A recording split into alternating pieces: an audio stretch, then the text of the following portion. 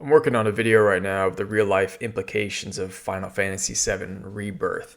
And I was going to use that to transition into some more real life conflict situation videos, but it's taken me a bit longer than I thought to piece it together.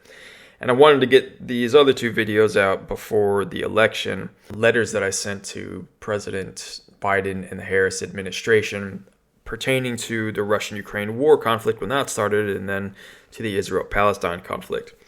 I'm just going to read what I sent to them for the most part, and I'll have a little bit of commentary updated on a few of the things that I say, or the points that I make, or things that have happened since then or before then, some of the stuff to back it up, just to try to give people a better, maybe another perspective that they haven't heard, or a better understanding of what is really going on in these in these conflicts, why they happen and why they've continued. So in March 4th, 2022, I had just my initial reaction. This was a post that I made on my Facebook, and I posted it just to have a public record. There's no edit history to it. This is completely unedited since then. And I hadn't sent this to the administration yet. This was just my initial thoughts. I sent this to them later, about a week, with a second post, and I'm gonna read it. So I don't really want to talk about this because I haven't in the recent past been keeping up enough or as much as I used to with international and political events, but I'm going to give it a small shot. This is not going to turn out how most people in the West and media think it's going to turn out. The sanctions will probably hurt Russia, but not enough for them to give up their ambitions in Ukraine. They do not want to occupy Ukraine, they want to wreck it. They will take points of strategic or economic interest for them, but they are not going to cement themselves and try to build something that is going to be rejected. The territory of Ukraine can be a buffer zone for Russia with an appeasing government in place or with no government in place.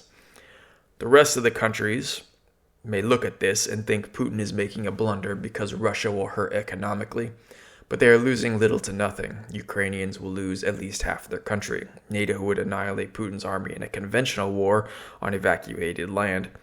Zelensky and Ukraine are not going to get any significant help because of the specter of nuclear war.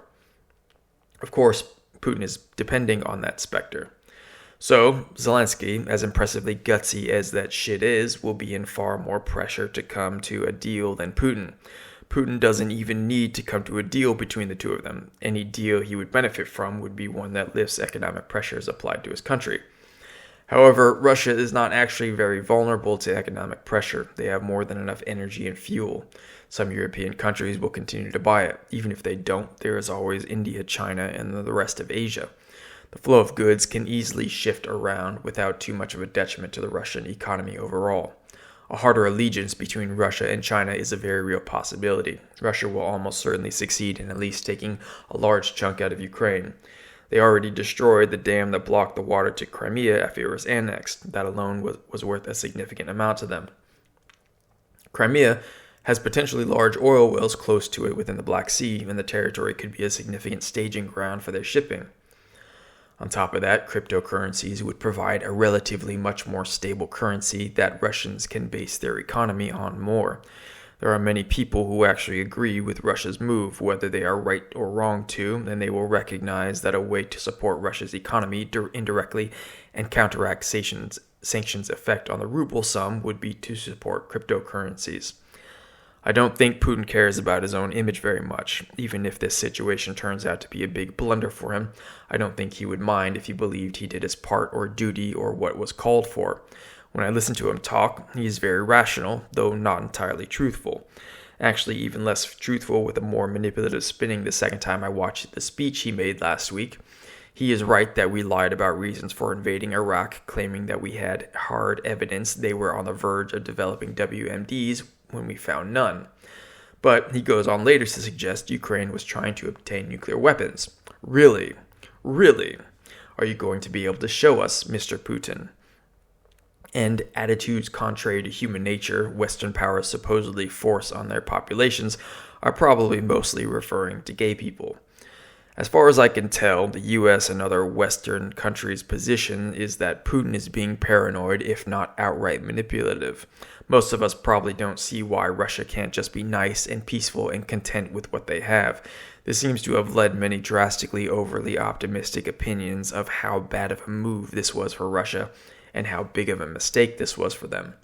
Look, if that doesn't turn out to be true, the people saying that are bearing their position and any or most of the credibility we may have for assessing situations, predicting, driving outcomes, and even determining how right or wrong something is.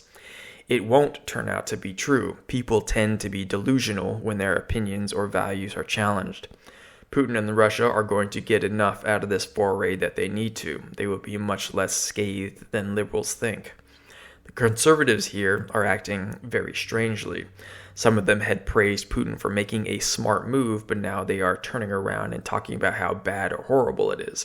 Sean Hannity and Lindsey Graham talked about assassinating Putin even. They're taking both positions, so in the end, whatever happens, they can say they were right all along. But worse, when Putin decides he has done enough and gets what he wants, particularly once the surprise of the invasion wears off, the conservatives here will be the first to drop their latest condemnations, softly admit they were wrong, probably without even having to actually say it, and pretend to be an example of humility and vindicate Putin and Russia in the process. This is deep meta strategy that I'm not entirely convinced of myself yet before I go to bed, but it looks like a large chunk of what is going on. Difficult to understand what the best approach to this would be. The platitudes need to stop, that's for sure. There's a huge risk our politicians and talking heads are shooting us in the foot in a major way. Overwhelming pressure might work, depending on what we would like to see for an outcome, but the problem is this is not even close to overwhelming pressure. To say more, I don't know. I don't have to watch and think about it more later. So that was my initial thoughts on the issue. Then this article comes out. I say, what the fuck did I just say? China touts rock-solid ties with Russia as it offers to mediate Ukraine conflict. I just said a harder allegiance between Russia and China is a very real possibility. And before that, there was an article on how China and Russia had a limitless relationship during the No Limits partnership that they said a few weeks before, or about a month before I wrote this, during the Olympics, the 2022 Olympics. So that's not like entirely surprising. But that was definitely going to give a lot of credibility, and it was hint of what the larger strategy was for Russia and China. So I'm going to read the next part that so about a week later, 8 days later, on March 12th, I wrote this, and then I sent both this one and the earlier one to Biden-Harris administration once I came up with a plan or suggestion. This is what, and again, this was unedited since I posted it. This is what I actually posted back then. This is what we should do. An article published by Reuters on March 7th stated, Russia has told Ukraine it is ready to halt military operations in a moment if Kyiv meets a list of conditions, the Kremlin spokesman said on Monday. Dmitry Peskov said Moscow was demanding that Ukraine cease military action, change its constitution to enshrine neutrality, acknowledge Crimea as Russian territory, and recognize the separatist republics of Donetsk and Lugansk as independent states. Russia's demands, this is me now, are the best possible outcome. Said demand in neutrality in Ukraine's constitution would have to be conditional on being guaranteed joint military and economic support from NATO, Russia, China, and maybe other countries. Arguably, a settlement on the nature and status of Ukraine should have been decided long ago. Most political observers understand that Ukraine joining NATO would be unnecessarily contentious.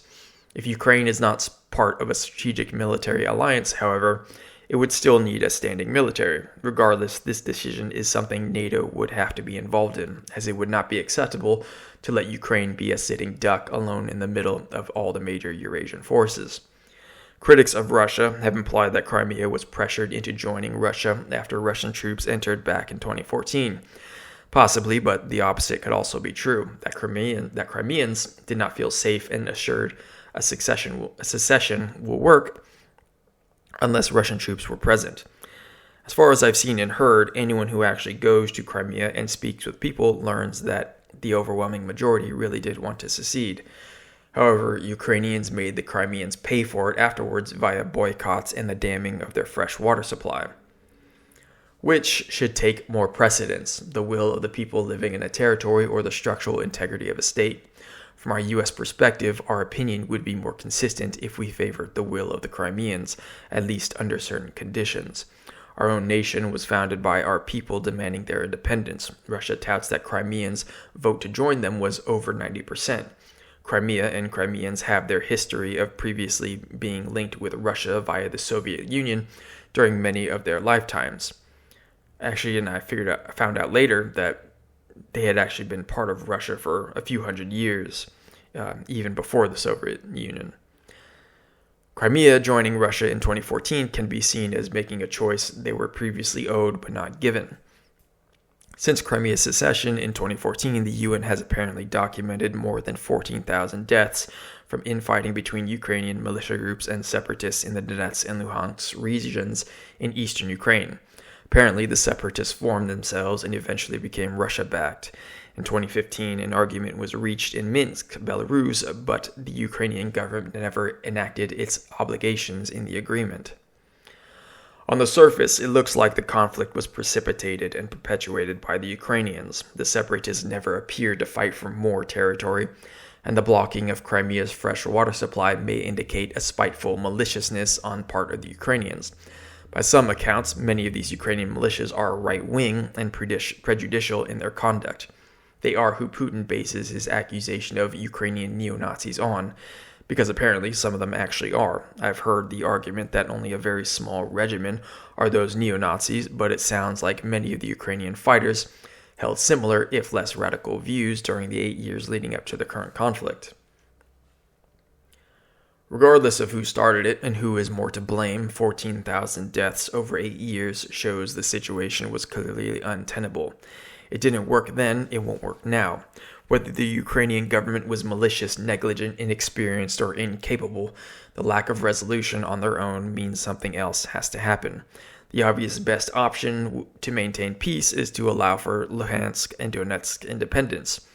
A UN peacekeeping force, not a Russian peacekeeping force, should occupy the territory until the residents decide what they want to do.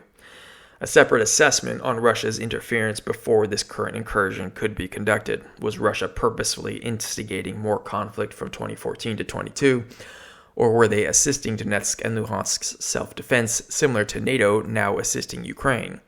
Penalties to Russia and or repayments to Ukraine may be determined in the framework of an agreement.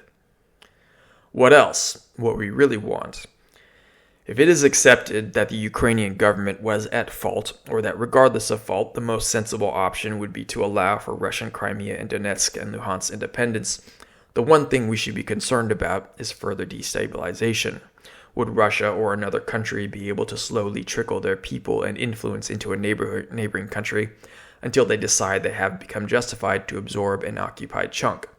Surely there are territories in other former Soviet countries that Russia would like to reacquire. Is there something wrong with that in principle? Could there be a set of rules and guidelines for such a process? Could the international rules and guidelines for sending military into other countries be amended and improved in the process? If we want to be consistent with the ideals underpinning our democratic process, for any question of secession, the primary determining factor would have to be the will of the people in each territory. Putin and Russia themselves have highlighted the will of the Crimean, Luhansk, and Donetsk separatists as the underpinning justification for the demands of Ukraine. However, in lieu of any such new framework, NATO and Ukraine would have to know that Russia and their rock-solid ally China would be sincere and consistent in following any guidelines agreed on.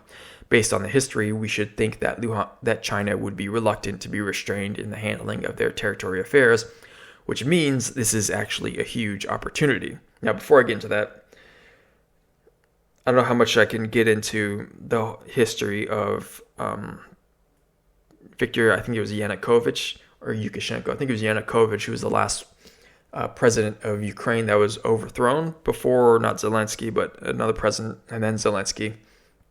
And it was argued that was before Crimea was annexed by Russia. And generally, the opinion of that appeared by Russians is that they were disenfranchised. The people who, the ethnic Russians in the eastern part of Ukraine, this Donetsk, Luhansk region particularly, were disenfranchised, had their vote disenfranchised because the person they voted for was kicked out because of the more left or Western leaning majority in Kyiv, the actual capital. So since the Kyiv was the capital, the people surrounding that were more Western leaning, they were able to, riot and protest and put a lot of pressure, which got violent after, I think, Lukashenko or Yanukovych, I forget which one it was, cracked down on. Let me look it up real quick.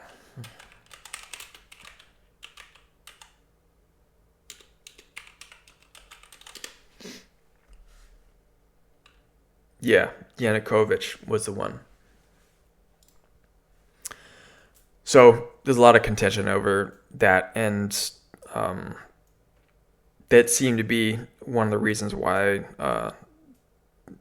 they might have actually been justified to secede, because of their disenfranchisement. If their vote was going to be discounted and just be reneged on and replaced later, arguably, or what was claimed with the backing of the United States, in particular in the West, then maybe they should have just separated and let Donetsk, Luhansk go on themselves and maybe join Russia or whatever, if the split between the two sides of the country is so severe. So I'll keep continuing. NATO has interpreted Russia's foray into Ukraine as an act of aggression, a big country manipulating, attacking, and picking apart a smaller country to greedily absorb more territory and people. As a result, and long before this current crisis began, we have been watching China and Taiwan like hawks, severely worried that China is observing Russia's undertaking as an experimental test case and may suddenly decide to retake jurisdiction over Taiwan by force at any moment in the near or not too distant future. However, this interpretation of the situation is dramatically incorrect. Russia is to Ukraine as China is to Taiwan is not the correct comparison. Ukraine is to Crimea and Luhansk and Donetsk as China is to Taiwan is the correct comparison. Crimea, Luhansk, and Donetsk are seeking independence from Ukraine. Taiwan is seeking independence from China. This is very important. As NATO makes the case that Ukraine should be able to protect its territorial sovereignty and retain at least Luhansk and Donetsk, we are making China's case for them, should they decide to take full control over Taiwan. If China were to try taking Taiwan, if we intervened, and somehow the fight remained conventional and non-nuclear, we would defend Taiwan like Russia is now defending Donetsk and Luhansk. If this battle with China were to happen, would NATO just play goalie and keep these Chinese ships, planes, and missiles from reaching Taiwan? Or would we take the offensive into China's water and land territory to force them to cease the attack? Obviously, we would have to take the offensive. Just sitting in the line of fire would be extremely costly and guarantee defeat. The opportunity. A bargain is in order. We are very clearly wrong for condemning Russia's actions, but from a national security perspective, we definitely cannot concede that point if Russia and China do not also make the same concessions at minimum.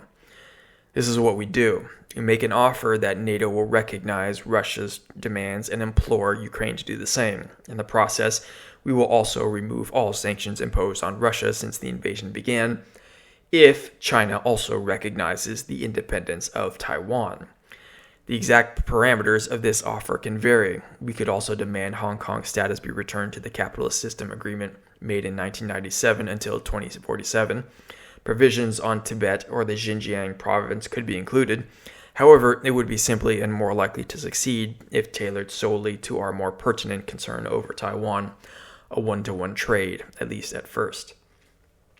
The method of making the offer can be discreet, allowing China and Russia to formulate their responses and find a way to save face, or it can be made public immediately or after a time frame to apply pressure.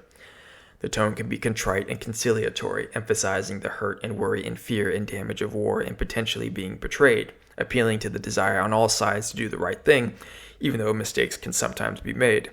The tone can be brash, daring Russia and China to be rationally consistent, and if they refuse, we will know they are holding themselves to a double standard and merely acting out of greed and malice, and the sanctions on Russia will continue even if Ukraine is forced into a settlement. Why it will work. China will never suggest recognizing Taiwan's independence on their own. The main reason cited for their insistence on eventually retaking the island is a long series of defeats and imbalanced treaties China suffered during the century of humiliation, unquote. What this likely means is that the only way People's Republic of China will recognize Taiwan independence if it is in tandem with them feeling respected and or winning.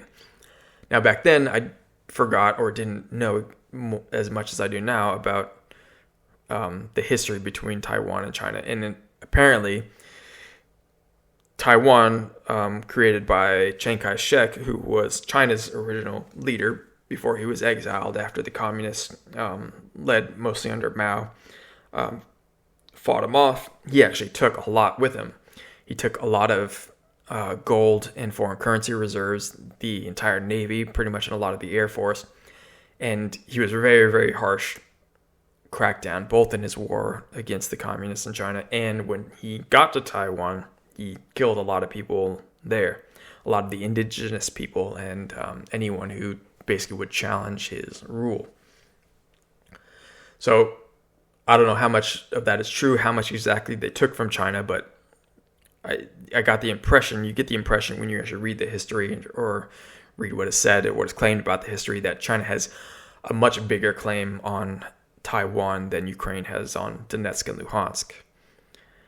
So in a post I made a week ago on March 4th, before China announced its support and rock-solid relationship with Russia, I warned that our Western NATO countries' reaction to Russian forces in Ukraine may be burying their position and any or most of the credibility we may have for assessing situations, driving outcomes, and even determining how right or wrong something is. That's something I said earlier in my earlier article that I then sent them. Along similar lines, Maria Rapnikova wrote in an article in The Atlantic on March 11th titled "What China's Social Media is Saying About Ukraine," an assessment of China's mainstream perspective being propagated in their social media. She writes, quote, "The use of pro-Russia comments as a way to contest the moral standing of the West fits into the larger pattern of the growing combativeness of China's diplomatic rhetoric. The double standards framing, for instance, is a common technique in criticizing the U.S. and rebuking accusations against China's human rights record. China, under President Xi Jinping, is eager to take discourse power from the West, which it views as intending to hinder China's rise, and so Russia may be a timely proxy through which Beijing can channel its discontent. The eager uptake of this stance by digital nationalists suggests that the official framing of the conflict has helped boost the legitimacy of the Chinese Communist Party without it having to take the actual risk of economically and militarily siding with Russia." Unquote. This discourse power conflict was already happening. It is what China gets from their stance on the situation. As Maria Rapnikova alludes to, China's diplomatic rhetoric is its current form of combat. A February 25th Washington Post article by Kate Cadell titled "China Struggles to Navigate Its Partnership with Russia Following Ukraine Invasion" reads, quote, "One element of China's messaging has remained consistent, scathing criticism of NATO and U.S. response to Ukraine, including sanctions, which China's foreign ministry said on Thursday will only bring serious difficulties to the region. The truly discredited countries are those," she's quoting Wang here, "the truly discredited countries are those that wantonly interfere in other countries' internal affairs and wage wars in the name of democracy and human rights," unquote, said Chinese Foreign Ministry spokesman Wang Wenbin on Thursday. At the same time, Chinese officials have issued broad calls for the sovereignty of countries to be respected. Allowing China to win a military victory is not something we want to even consider, but a moral victory, possibly. On March 7th, China declared their relationship with Russia is rock solid. and that they are willing to play a constructive role for peace with mediation. By all accounts, China will be propping up Russia's economy in the midst of the wave of sanctions imposed on them. They are taking a big part of the responsibility for Russia upon themselves. In a recent news conference, China's Foreign Minister Wang Yi told reporters, "No matter how perilous the international situation, China and Russia will continuously advance with a new era of comprehensive strategic partnership." Unquote. He said comprehensive strategic partnership. If China is seen playing a key role in helping a national friend prevail in their fight to protect their people and regain some land that once belonged to them, while at the same time causing the discredited, imperialistically democratic countries to admit their wrong, conditionally, would that ease their humiliation enough to let go of Taiwan? If they refuse, then we humiliate them more. Putin opened his invasion speech on 24th of February with criticism of NATO's eastward expansion and continued to say, translated into English, quote, "Anything that does not suit the dominant state, the powers that be, is denounced as archaic, obsolete, and useless. At the same time, everything it regards as useful is presented as the ultimate truth and forced on others regardless of the cost, abusively and by any means available." Some Western colleagues prefer to avoid speaking about international law, instead emphasizing the circumstances which they interpret it as they think necessary. Later in his speech, Putin asserted, quote, "The people living in territories which are part of today's Ukraine were not asked how they want to build their lives when the USSR was created or after World War II. Freedom guides our policy, the freedom to choose independently our future and the future of our children. We believe that all peoples living in today's Ukraine, anyone who wants to do this, must be able to enjoy this right and make a free choice." Fine, maybe Putin is right. Maybe China is right. If they are, accept it and flip it back on them. Demand that Taiwan gets the same freedom to choose. The key is rational consistency. If at minimum Putin does not agree that Taiwanese should also have the same freedom to choose their future, then continue to slam him with sanctions and whatever else we can. If China does not agree and still supports Russia, expand sanctions to include them as well. If they do not accept, then their malice, greed, negligence, incompetence, lies, whatever, will be proven, and support for Ukraine and pressure on Russia and China will grow. Risks and benefits. There is much speculation and worry about the current conflict and the potential future conflicts. As far as I can tell, most Western media assessments of this conflict and Putin's intentions have been wildly wrong. Even if progress of Russian troops comes to a virtual standstill, with intermittent shelling and bombing, they are still winning. The special operation will still be worth conducting, and Russia will persist with Putin's and China's narratives potentially gaining more traction over time. Attention to Russia and China's arguments is starting to grow. The pressure of sanctions and Russian people's discontent may work to end the fighting, but then it may not. Ukrainian forces may be able to push Russian troops back eventually, but probably won't. We can cut off a potentially detrimental shift in opinion before it becomes too late. As an example, in Rapnikova's opening paragraph, she cited a series of popular metaphors on Chinese social media, which includes, quote, "the U.S. abducting another child, Taiwan, with the implication that China should follow the example of Russia, which took back its own offspring, Crimea." Of course, we believe China is the one seeking to abduct Taiwan, but their accusation sounds more consistent with our current actions. This deal, I believe we should propose, would easily counter China's conceptual framing. If implications like this are not countered with a hard offer, speculations of US and NATO's malicious, manipulative, and selfish double-standard intentions would increase and be accepted as truth by people more willing to believe them. There is a possibility that China does not even want to actually try retaking Taiwan. When watching these events unfold recently, I sometimes get the impression that a Taiwan deal is something China may even want, almost like they're dangling it in front of us. Xi Jinping echoed the UN political affairs chief call for maximum restraint.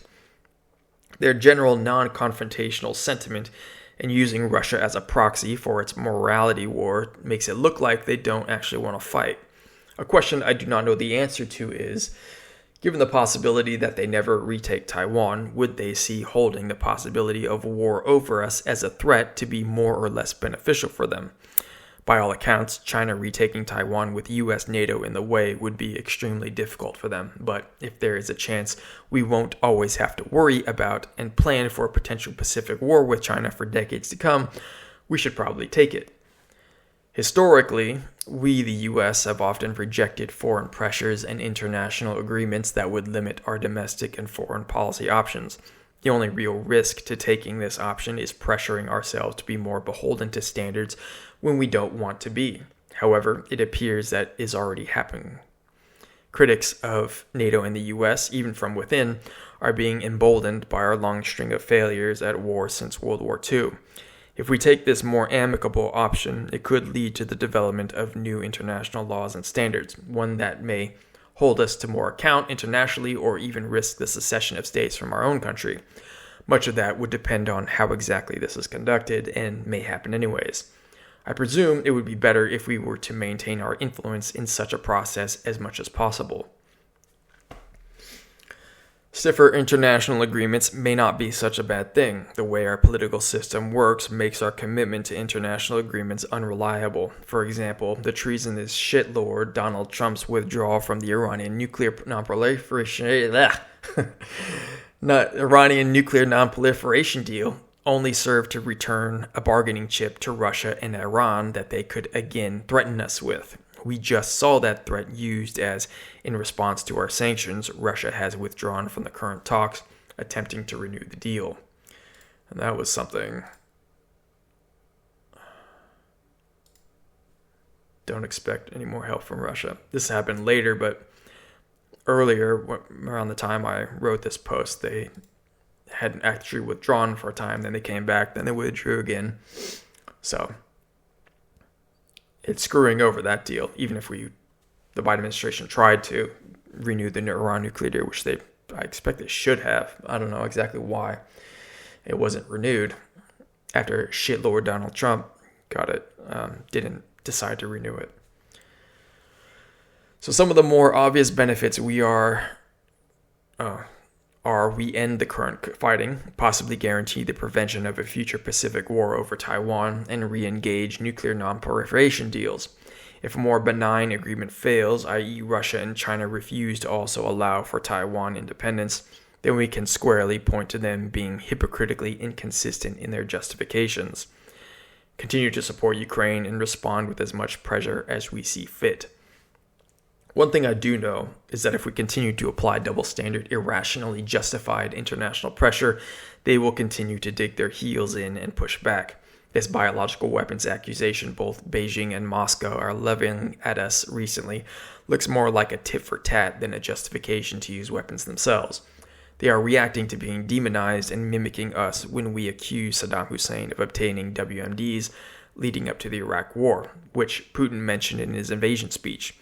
For Russia and China, this is turning into more of a justifications war than anything else. Conclusion, think about how to trade Donetsk and Lugansk independence for Taiwan and independence in a way that looks like a win for Russia and China while obtaining what we really want, and do it. So, this war was largely about manipulating public perception and trying to create the justification for China and Russia to make a more of a multipolar world. And all that I pretty much predicted and called exactly what their plan was and exactly what was going to happen.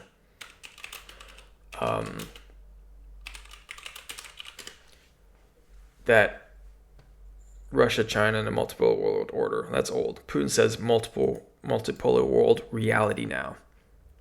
So this was a big part of their goal from the beginning with this war. That, yeah, they probably wanted the territory. Yeah, they were probably possibly worried about NATO encroachment onto Russian territory. But largely, and the reason why China joined them and backed them in this is because of their interest in taking away the what's it called? The single world order, the United States driven world order, driven by the dollar and I guess some people would say hegemonic influence. Shanghai Cooperation, along with the BRICS, are the main pillars of the emerging New World Order. So that's largely what this was about. And it was also about screwing with our elections and trying to get Donald Trump elected, which when I get into the next one, I'll make the next video I make, which I'm going to record right after this, is about the Israel-Palestine conflict and how a lot of it is driven with a lot of manipulation in mind. And the reason why both these conflicts have persisted is because, yes, these probably would not have happened if Trump was president, but it's because they were largely created because we don't appease them like Trump would have. We don't kiss their ass. What I'm going to get into next is that a lot of the pressure that Trump on the face of what he was doing looked like he was imposing on China were actually not pressure on China. They're actually done to help China and assist China. And then we also already know about the collusion between, or that Trump and Putin like each other, that Israel or Netanyahu and Trump like each other. Largely the reason why these conflicts were drawn out was because both those countries are being extremely greedy and want to take more territory, but also because they, trying to shift this world polarity, and also that Trump would be a lot more favorable to them than Biden or the Democrats would, and Kamala Harris would. And that'll be more clear in the next one that I record. The next letter that I sent to the Biden administration and Harris after the Israel-Palestine conflict started, after October 7th. So, watch that next. Two quick things I need to add. This was posted as part of China's proposal on a resolution between the Russia-Ukraine conflict. China's position on the political settlement of Ukraine crisis. This was in early 23. Number one, the first point was respecting the sovereignty of all countries. Universally recognized international law, including the purpose and principles of the United Nations Charter, must be strictly observed. Sovereignty, independence, and territorial integrity of all countries must be effectively upheld. All countries, big or small, strong or weak, rich or poor, are equal members of the international community. All parties should jointly uphold the basic norms of governing international relations and defend international fairness and justice. Equal and uniform application of international law should be promoted, while double standards must be rejected. So the whole double standards must be rejected is their number one point, or part of it. Obviously, they put in the sovereignty, independence, and territorial integrity of all countries must be effectively upheld. That's obviously in their favor for retaining Taiwan. And so that they're trying to equate all this with the standard, with having a single standard. And so if you want to change that, well, then you have to have another standard. The other thing is that this Vox article is really good. If you want to know like a quick overview, it's actually pretty long. It was written in 2014, late 2014, September, but it was updated into 2015. And it has a lot about the 2014 Ukraine crisis back then, and the events that kind of happened over time precipitating it, and how it unfolded and progressed back then before the Minsk agreements.